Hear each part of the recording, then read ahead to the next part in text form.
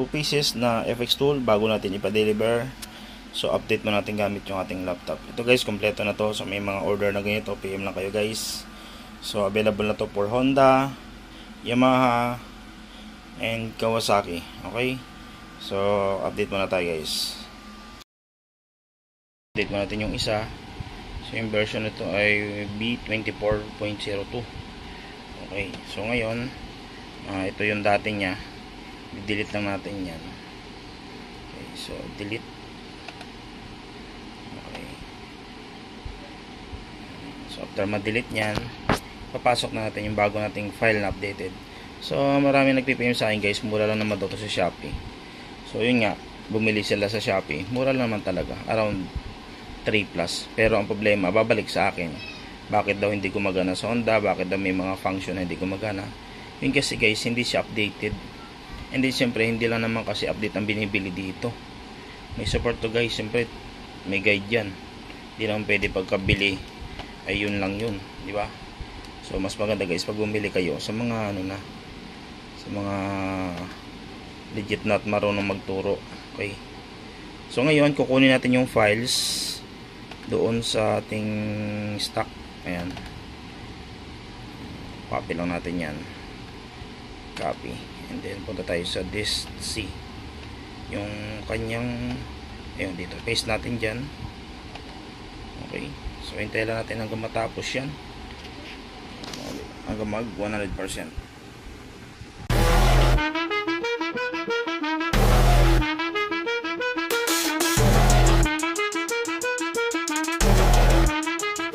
This is my mission. Hanggang dulo ilalaban ko. I keep on working hard until I get to the top. I'm focused on my dreams. This is my vision. I won't give up until I make my mission. This is my mission. Hanggang dulo ilalaban ko.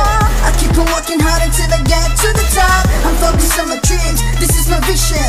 I won't give up until I make my mission. Panahon na upang malaman niyo kung anong pake ko. Isa akong mekaniko na nagtuturo about sa F1 motor.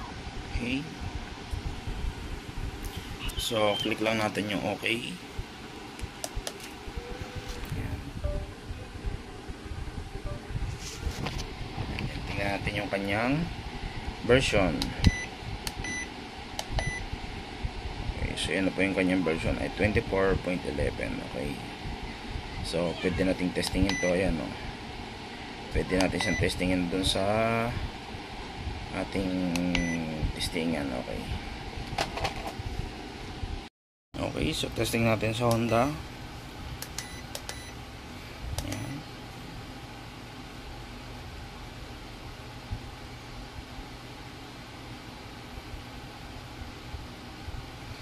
Okay, so global market, and then pwede tayo pumunta sa system selection, pwede tayo magpunta sa quick test.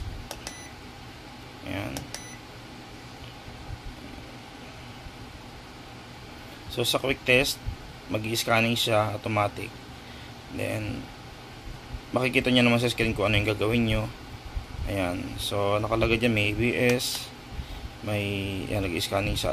Kumbaga siya na mismo nag-automatic scanning. Medyo matagal nga lang sa quick test.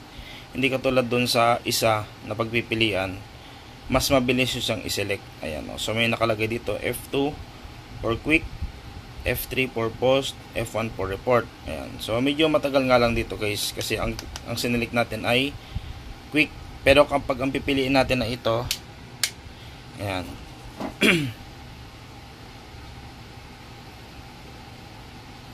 Diagnose Honda, okay lang natin yan. Nandiyan lang naman sa keypad yung mga pagpipilian. So global market, and then system selection, control unit. Ayan, pwede tayo pumunta dyan sa control unit para mas mabilis. So ano ba i-diagnose natin? Engine control, anti-lock, vehicle stability. So dyan tayo sa engine control, okay lang natin yan. Okay, so okay. So papasok na tayo dun sa kanyang pipilian. So read full code, dyan tayo makakabasa ng mga error. Yung read full code stored, ayan. So nababasa niya yung mga error, and then yung current, ayun, so nakakabasa ng error. And then, nakakapag-clear siya. Okay. Ayan. Clear fault code. Ayan. Okay. So, back. And then, live data. Ayan. Meron din siyang live data. Meron din siyang service maintenance. Okay lang natin yan. Sa service maintenance, pwede tayo mag-easy reset. Ayan. Okay. Ayan o. So, ito yung ginagamit pag magre-refile or mag-i-ECM reset. So, back lang tayo. Hindi natin ECM reset. Pwede tayo pumunta dito sa read live data stream. Ayan. Engine start, normal test, pwede naman. Okay.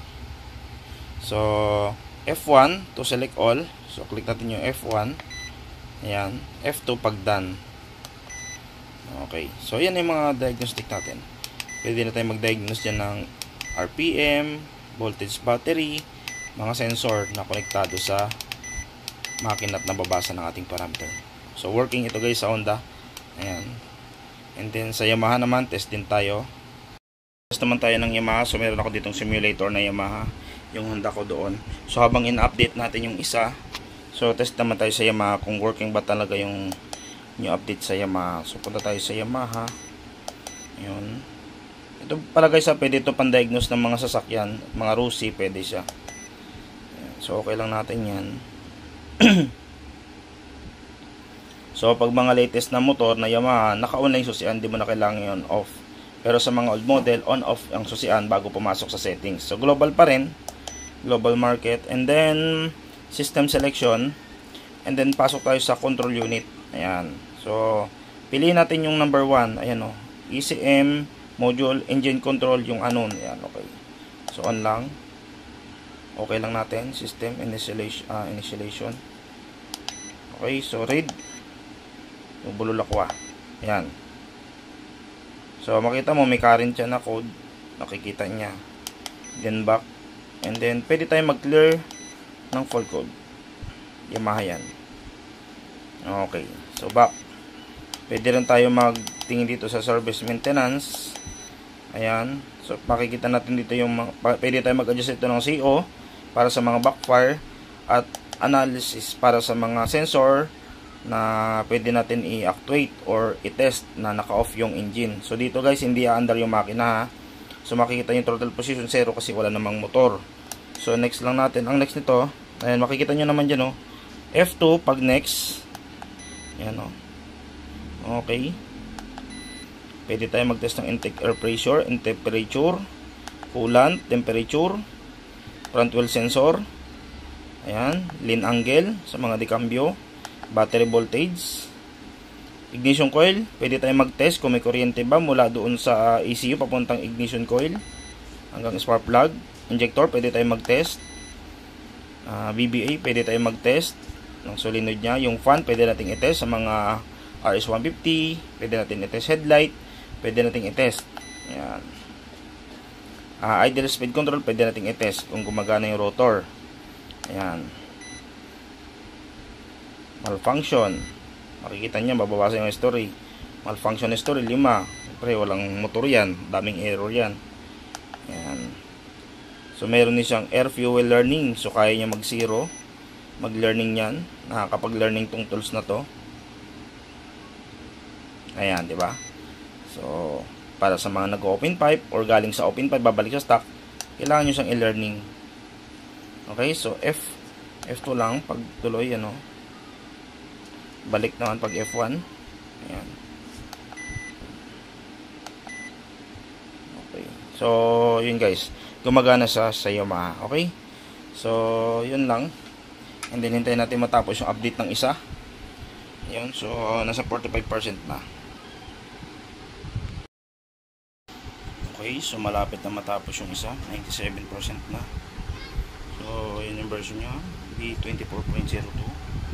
Yun, 99% na. And then, okay na. So, 100% na. Okay lang natin to. And then, ayun, updated na siya. Tingnan natin yung kanyang version. Siyempre, itetest din natin to kung working ba. Okay, so same version. And then, titesting natin sa motor bago natin siya ipadala. Pero, ready na po lahat yan, okay? So, sa mga order niyan, PM lang kayo guys. Isa ako akong mekaniko na nagtuturo about sa F1 motorsiklo. Yes, ito, si Aaron, mekaniko. Nagtuturo ng malalim upang may maitanim. Kaya kahit anong gawin, di kayo uubra sa akin. Sirain man ako, kayo may iba to. Di kayo mananalo pag